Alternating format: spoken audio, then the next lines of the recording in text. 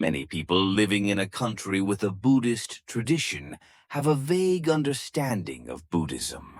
Here are some common misconceptions that many people still do not realize. 1. The Buddha is a god. One of the most common misconceptions about the Buddha is the notion that he is a god. Many people often think that the Buddha is worshipped as a god, with the ability to bestow blessings and miracles on his followers. However, the truth is that the Buddha's real name is Siddhartha, born around 624 BC into the Sakya clan, into a royal family in the Sakya kingdom, which is now located in the area bordering Nepal and India. He was not only a historical figure, but also a human being who lived a life full of challenges and struggles. He came from a wealthy family and was raised in luxury. However, the royal life could not fill the suffering he felt from the world around him. After witnessing suffering, illness, and death, he decided to renounce his royal life, leaving his family to seek the truth and the way out of suffering.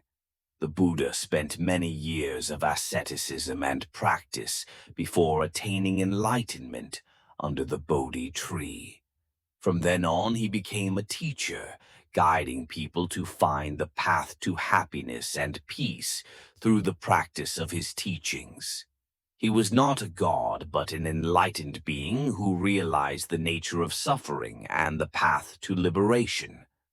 The worship of the Buddha as a deity is actually a product of later tradition and culture. He did not want to be worshipped, but wanted people to practice his teachings to find happiness and peace in life. The Buddha taught that everyone has the potential to become enlightened, and it is important for each individual to make an effort to find his or her own path. Therefore, instead of simply worshipping him, we need to understand and practice what he taught. Only then can we truly find happiness and meaning in our lives. The Buddha is a powerful inspiration for all those who are seeking true peace and happiness in life. 2. Worshipping the Buddha to receive wealth. In most temples in Vietnam, we often see a lively scene of worship, people bringing offerings to the Buddha with the wish to pray for luck, fortune, and prosperity. Many people believe that through offerings, the Buddha will bestow upon them abundance, money, or success in life. However, it is important to understand that the Buddha is not a god who has the power to bestow happiness or material things on people. The Buddha is an enlightened being who teaches people how to overcome suffering, find peace and liberation through practice and understanding. His teachings do not direct people to seek happiness from external factors, but from the purity of the soul and liberation from desires. The Four Noble Truths.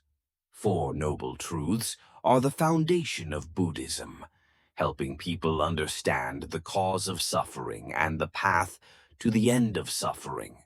Worship should not be just a form of asking for good things, but must be accompanied by practicing the teachings, self-reflection, and self-transformation.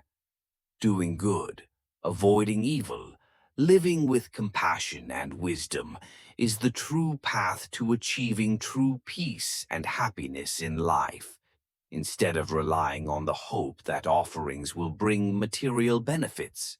3. All monks must be vegetarian. Vegetarianism in Buddhism is a topic of interest and discussion for many people. It is encouraged but not an absolute taboo.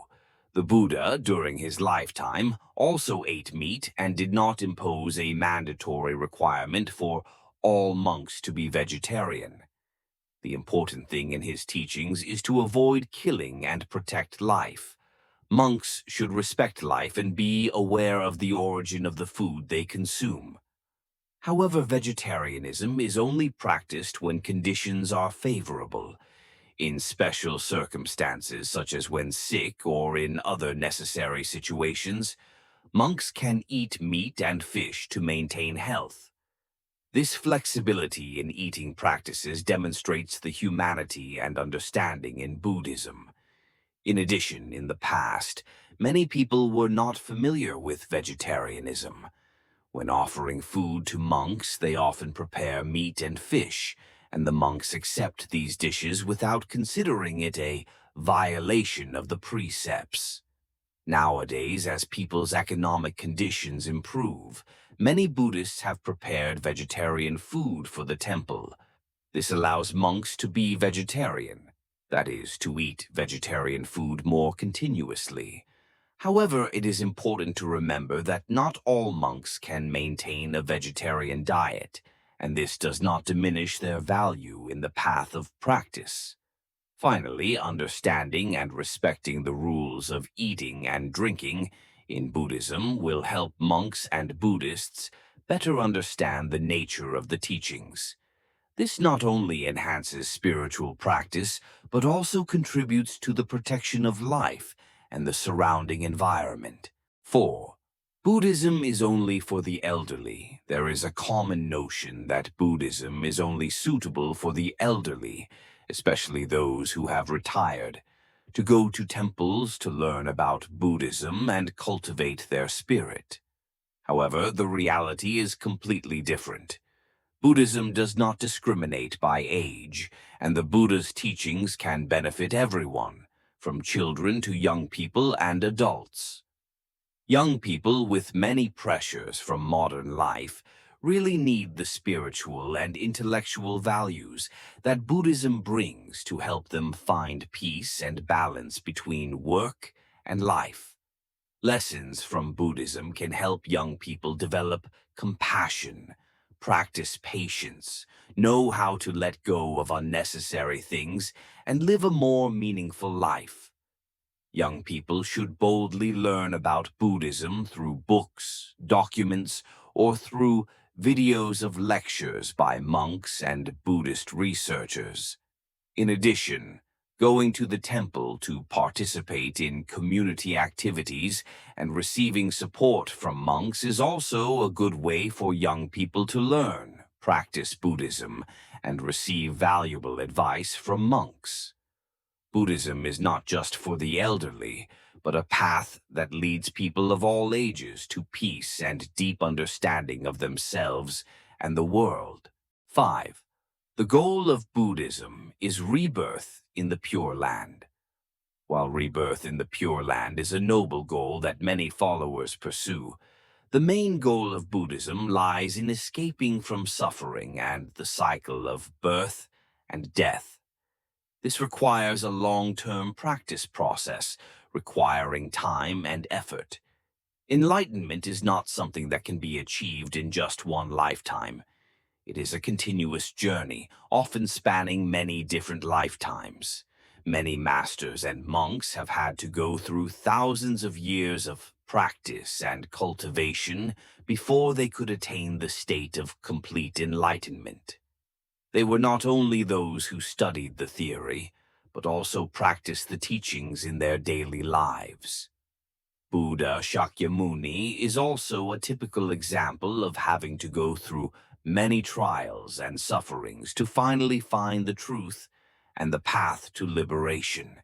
He taught that the process of cultivation requires patience and perseverance, and one should not be discouraged when facing difficulties. Although rebirth in the Pure Land is considered a great reward, it is only one step in the long journey of seeking enlightenment. Buddhism encourages its followers to practice in every moment of life, aiming at inner development. Values such as compassion, wisdom, and a deep understanding of the nature of life are important factors that help people get closer to enlightenment. Furthermore, the bodhisattvas and saints in Buddhist history have shown that the attainment of enlightenment is not only an individual goal, but also a responsibility to the community. They have inspired many others by practicing compassion and helping others. Ultimately, the Buddhist path is not only about rebirth, but also about living a meaningful and happy life in the present. This emphasizes that the search for enlightenment is not only an individual journey, but also a common journey for humanity. 6. Reciting Buddha's name is just reciting the name. Many people mistakenly think that reciting Buddha's name is simply reciting Buddha's name or reading sutras in a formal way, but in reality, it is much deeper. Reciting Buddha's name means remembering, keeping your mind focused on Buddha, not simply repeating his name, but also paying attention to your inner self, your own purity and awareness. When reciting Buddha's name, the important thing is not the number of times you recite or the sound you make, but whether the practitioner's mind is truly peaceful and focused. Reciting Buddha's name helps us practice concentration, calms the mind from worries and stress in daily life, and brings us closer to a state of awareness and wisdom. Reciting Buddha's name, if done only as an external form, will not bring great value. Instead, when we recite Buddha's name with sincerity and pay attention to each breath and each thought, we can achieve inner peace and clear wisdom.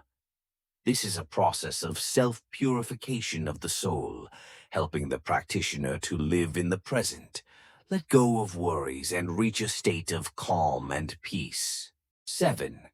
The important teaching is to read many sutras.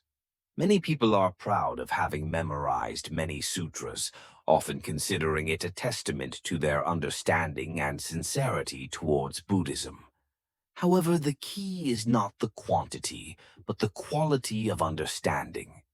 It is really important to have a good grasp of basic teachings, such as the law of cause and effect and the Four Noble Truths. The law of cause and effect, also known as karma, affirms that every action has consequences, and understanding this helps each person to be self-aware of their actions in life.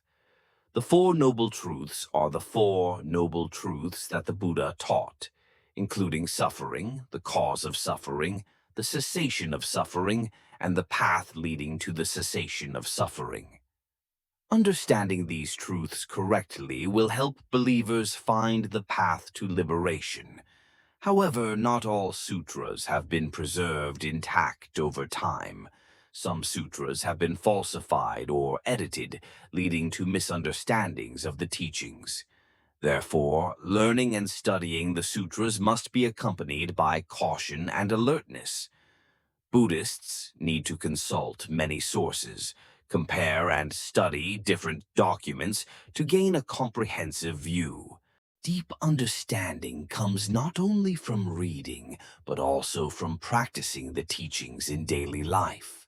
Our actions and attitudes in daily life reflect what we have learned from the sutras. Applying the teachings to real life will help consolidate and enrich each individual's knowledge. Finally, understanding the meaning of the sutras correctly not only helps us avoid mistakes in our practice, but also helps us live a more meaningful and happier life.